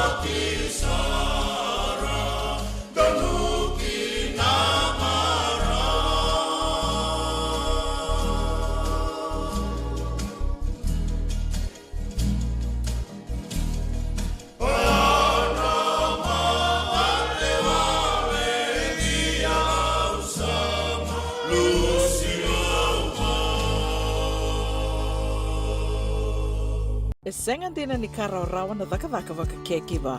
Ia endona ka enda wipu ke ka waka mamanta taka tuna bengaravi o ia ke tuna kenda to kakana. Na ika na dalo na bisikete na reo bata na sunbells e tinimbulu makau. We kenda tona senga tiko ni driver se senga ni waka motoka kanda u Drena na tutu beto seki. Erto satu waka rao na Divine Pacific Food Mart mai Sacramento merto talaveani na nung ni voliboli. Rawa Sara. We tartarngayani na taliboni diwan 21 toluwa diwa ono saivarua merto bakarotaka katalada mai nanong ni voliboli ena kenangona totolo tua. Divine Pacific Food Mart, Viturua Diwawalu Franklin Boulevard, Sacramento, California. Namba di taliboni diwan 21 toluwa diwa ono saivarua. Erto ngarabatalanga ni kenale waka suburi ani nanomu yaya mai nanondro to stoa kina nomu mate ni katumba. Dendran beka nangola ni kibali lo te buku ni oso pakadadaka. Sen kita beka na tos nimbula. Ko ni lenga sinui gawa. Nana mai kina programu warotaki. Mai vera tau na New Methodist Christian Fellowship USA. Nongu chisu, nongu banua. Rua na bima manione na kabini buku lulu be Kemando California. Bima mani dua na singilewu ni lotu lewu be Kemando viti. And a radio bulando wata San Francisco. Me kauti kanda wata mai. En de mona ngau na lewa ni nondo soso enda sa senga sarangan nikla na dapat menda baka talau taka buka singi lewu taka siapa kaya kapitang. Neka koni lo malenga. Sa tipin dono menua erau ni buka tingu ikimuni. Waya na JJ's Food Shack, Santa Rosa, California. Na be matanggali kaka na itibgina. Me baka na karitua, waraisi. Na logo, palusami na buwaka na kaiwa soso na dalo na toa na kukonda bayangani ka ng gamure. Nakaka na buwa malang me baka na steak. Gay baka loka, tabioka ka na coleslaw surua. Chutney. Gila ko pata na kaya na pie ng bani kay na manray. Oya na JJ's Food Shack, Santa Rosa, California. E rosa nga no direct message virto giringa kina bitu sa bitu tolo dio tolo don limono se o ngale saranga lito miko may nanomota e na dio maluma Billy Street oya e Santa Rosa, California. E raw talanga ni rito dilibata kaya na kemu katalo wasing lebo sa mga kabi ya may Santa Rosa, Kinabato. JJ's Food Shack, Santa Rosa, California. Ningo ni mai sarapa kawito poni bertona nanda kula e na soto ni wakawakarau ki na FIFA World Cup Soccer Ronaldo Rosanga Vulkava mai Colombia. Wakarawai seranga gol o kusita na kating kawito ni singa e na bana kaloko e na kavi ertona soto tiko kena ke na Sacramento United e na Contios River College. Walu vase Vandua Center Parkway, Sacramento. Moniti o kusita na kating kawito singa e na lima na kaloko e na kavi ke na Lincoln University, Charlotte College Field, Rua 5555 Hesperian Boulevard, Haywood. E sana muito koyani na ilaka-lako kina soto-soto ni FIFA World Cup Soccer and na 2 City o kusita na karusa ng Lisinga.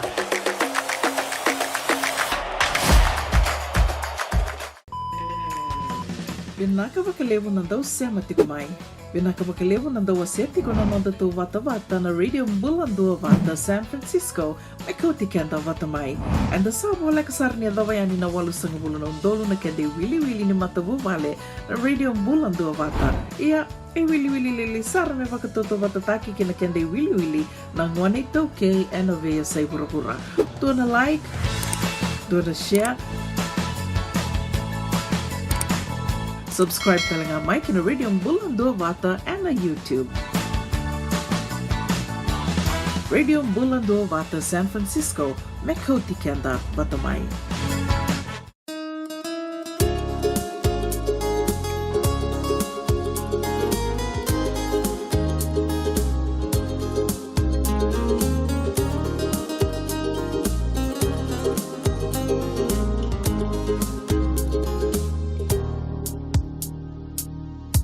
Talanoa takamanda Nanogu beauty neito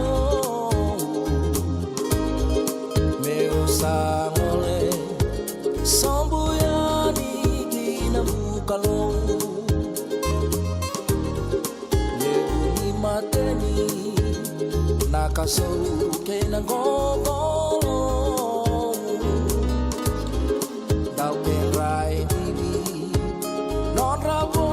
Bosa na bulong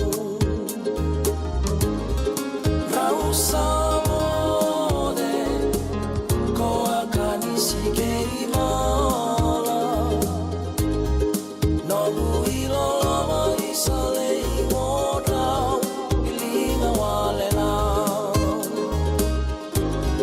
Rausa mode Ko akan isikei mala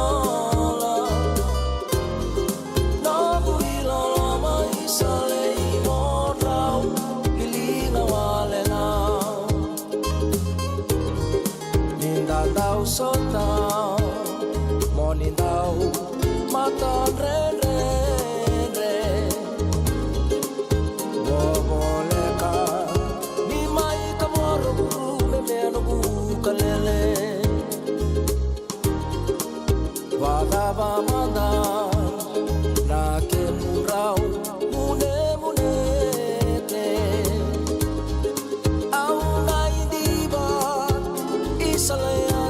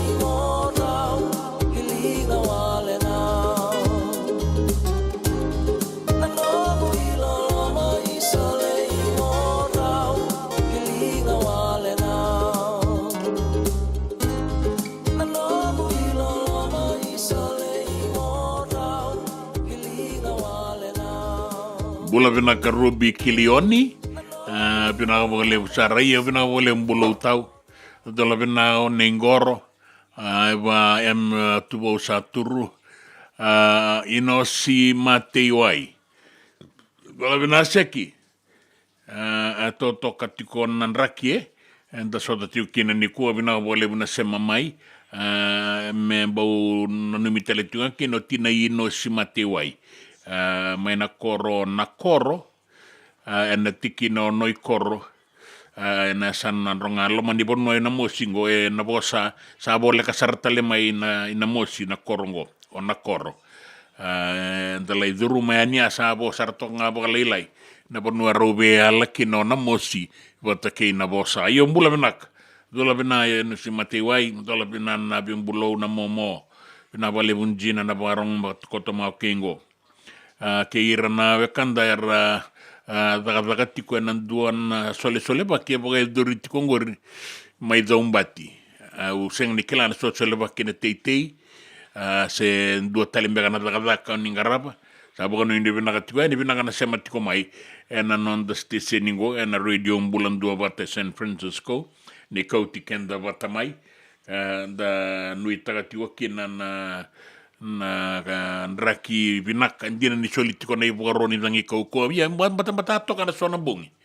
ya so era sini kila boga vinak sarana bata tiko ngora sanga suitelenga ni wakila baleta ni ranga ingili mata tiko mai sa bola kana 5 na bana kaloko na be matak ande sai boga rautu ni daga ada boga vinda kani rawan ni toso tiko na daga toso tiko na be kani na be chamati tiko na be ngau na so kanda be na numi tiko mai kina ratu tiko ngona na ilawa andau beisiko ratu kilioni e barong sar tiko mai Australia ke mendona tiko mai waga dombula benak awon inde benak tiko ani weekend do seki tola bina bolle bunjina bina bolle bunna barong tiko mai na ilawa andau wengara bin iloata tukitunga me loata ndua na bonongo itiko kina na market mai tamabua ndua na market ndo boli takitiko kina na maramango mai tamabua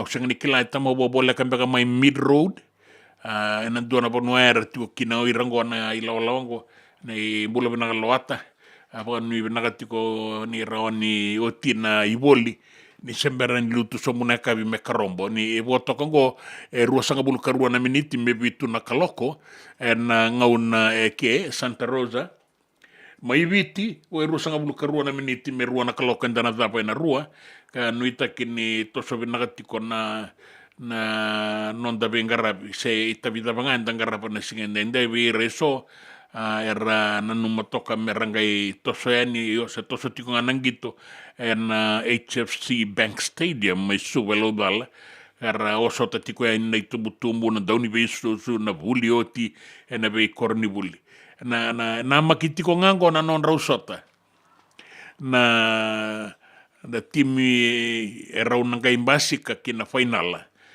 ni rausota tiko ngo ratu na bula wata ki Queen Victoria School ratu na champion in the Deans en sanakandua na sino wata ki Dhubu College en abagai be so era kat ko mai era unangai final nga na timi menasa sa wara o Dhubu wata ki ratu na bula yo ento to kana vital no ngor era to ka ni na sino ngori sambo andrenga sambo undo na vitala no binaka endina ke bakara be mbole ito ka ni ya kenam bula ito ko bir nando wito koni sanga sutimbe ka bir nangito o iranga nando wito koni so to na kenam marama so na bumbu so na tutu era bingara bitiko yani batin rara ko ngona kenam bula na kenam vital no e buga doriti ko yani ko ya kalungata na sarangito kalungata bir nangito daga binaka ni beweka ni nangito ni takininda na lisumelo dala na elo binaka elo turanga elo maram menda bito koni kina bira na lumenda na sota ni Super Deans wata ke na Whitbix Raluwe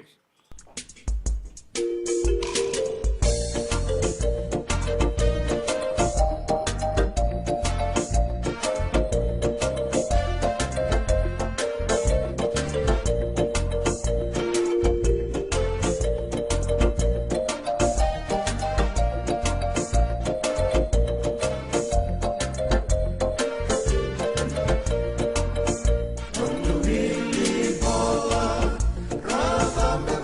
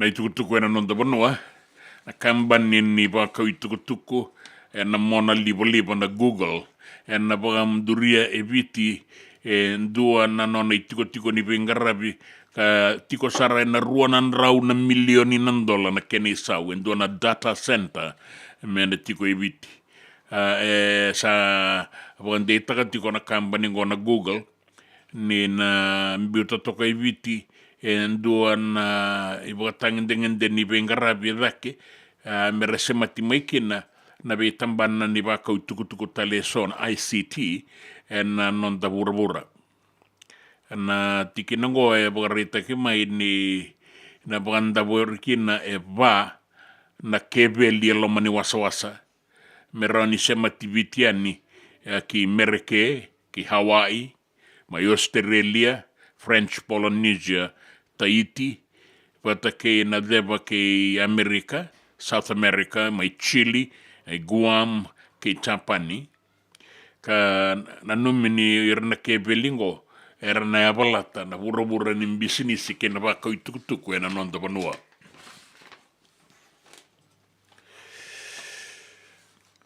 ndona itukutuku bagande takimai ni sana rauni adobo sara na tini na undolu na ndola na itotongi ana soli beira na itauke ni dakadaka ke baka erambeda na ibuaro ni sau a sabir kotori me tauri waki na itikabu ni bulango o kosita. Kay nakimay na itukutukungo ni sa tauri waki tiko na tumbu 5 na sende na isau ndu era na minimum wage regulation me panan $5 ndua na aua ya na mataini pereli na mbakibo uruan ndolu 2.5 sana sunrada katalikine na 5.5 na sende me na yadoba saratiko yani na $5 ndua na aua na yala era ni sauni tamata dakadaka bagarita kamay na minister ni dakadaka kena bangara dakadaka Agni Deo Singh ni kambimbi na non randoka na lawango kena ibagarosa solima membaleta na ibagatangin dengan deni sauni tamata dakadaka na non tapanua kandondo me bola itu baga matata na be pale ni bola sena bola uni dakadaka na be kain baletira na dakadaka enandua na ilaolawa se mata dakadaka se kambani akeba ka rambeda na tauna itotongin donan raunan dola ya keba ka sambimbi sar tini na undolu nandola meran sauma se durki bale ni bebesu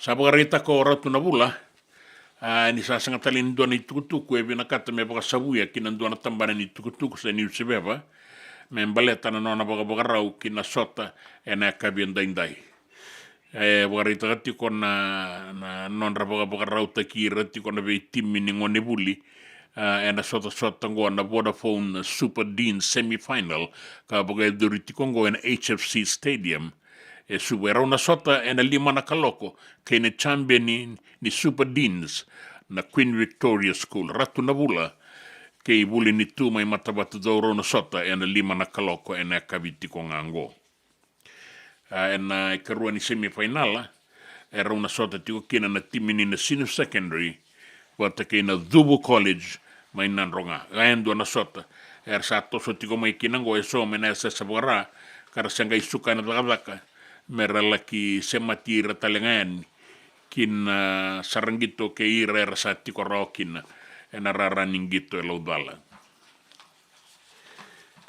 bagarita ke mai na biasa ibura-bura ni sa solidi pakasala tiko yani na matambo se ke ibura-bura na World Health Organization baleta na tete nindua na mate sa kune tiko ngoe na nonda bura-bura ka boga toka itiko ngana Mpox angona mate ndewa ka yadana tiko na Mpox se na monkeypox na mate ni mange sa tete wali butiko mai na bia sai bura boga mimbi na bia bono boga Afrika ko tika bu mai kina na matengo ka sa solitiko kina na iboga ro beira na be tosoyaki sanga sotini bura ramba ilebo enda tiko kina sa bura lai sara na totolo ni vito seki ia vito seki vatatalenga ke na matendeo vakango ke vakain senga ni ngarauni kena itukutuku ni raki sendei kotonga na iwaron ni dangi kaukaua ka andarongo da tiko mai na singa moniti sa mai singa bagaroa i kaango na pononda banua mai viti ka soli tiko kina na iwaron ni dangi kaukaua na baleta na bein barabi ke de sarre na nonda banua baga wasibi na barabi ke maduata na barabi ke mbua na deba ke da kaunrobe mai tabe uni na bianu bole kata ya sano lau ke na sanolo mai viti o kandabu e sanga ni ngalala solitali tiko ngani kina na iwaron ni dangi kaukaua ka nuita kini nda rawa ni inganga rauni kina ni lambe tiko na mua ni madlawa na nonda beito soya ki boga mbimbi we kemuni na ngone ndau kina ndau soko ena be bonu oni be soko ya ki tiko kina ena mua ni madlawa ngo solitiko yani na iwaron ni dangi kaukaua na laki adho basara na 5 sangabulu na nota ena sona ngauna na kaukaua ni dangi ena be imbara bingo menan ronga na bua suwa ke no sorry e do en kina sano tailebu na boli ko ke tailebu na sanora ke na itasiri ka e do botiko yani na tua sawa balambalabu i solitiko yani kina ngona i waroni dangi kauko me baleta na nonda bono foyax ya malele ko nga sporat ko nimbula binaka mai rotuma woni ni binaka tiko yani ena nonde waseninga unango turanga ke na marama ngor na tukutuku ena nonda bono na itukutuku na be sai bura na itukutuku ningito ke na itukutuku ni raki na nonda bata ke City Veni Raturala.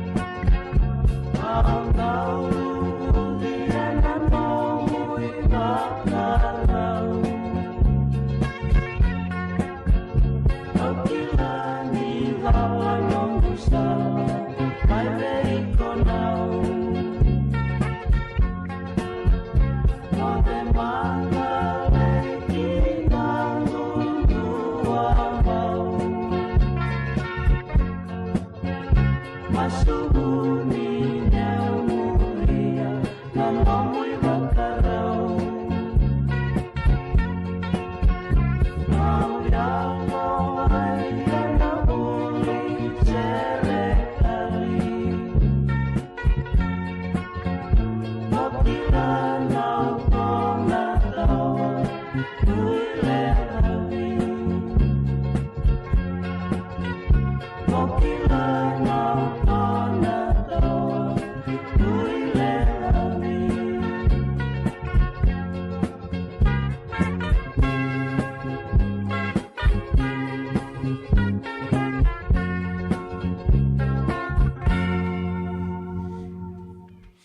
E pina wale bustara na sema tiko mai. Au bina bina ti wai Malakai na Risia wata ke amani soro koverata. Pina wale buna sema tiko mai o Melindau. Kai Andra. Rato bota itale tunga nikina na soyangwana tiko boka singalebu en bu nimbitu saivo maira en singalebu ndende sandina.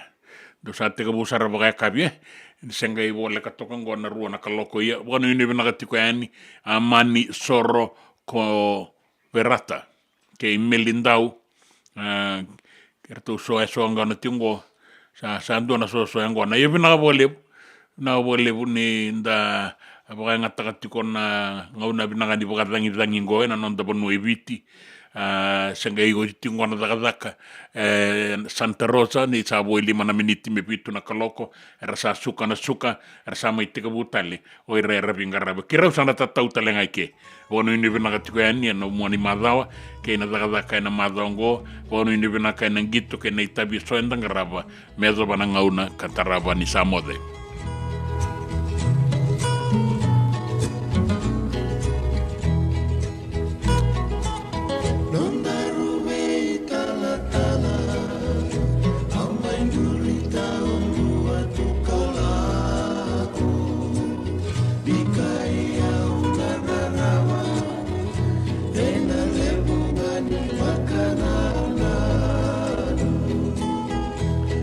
Senga nikila senga nadaba mea dona sota tale kona nei elo magu kona numi no venga gani masu aukania tuna waini matamu ebe singa keve nikoyali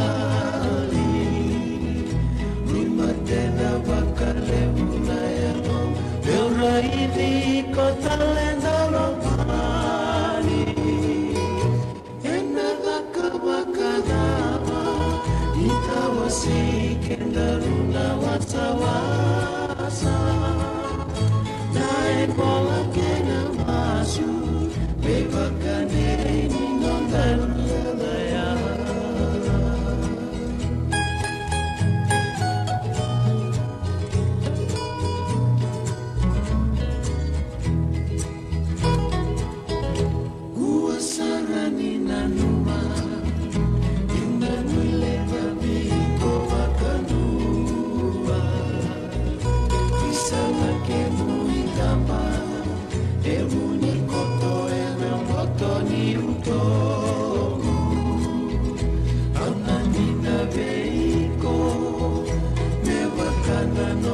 Sanita tahu, koe lobina kasana, buana nilai nilai tabia. Aukania tunawai ni matamu, eve singa keve nikoyali. Lui matena makalebu na yalo, beura idi kontale noloba.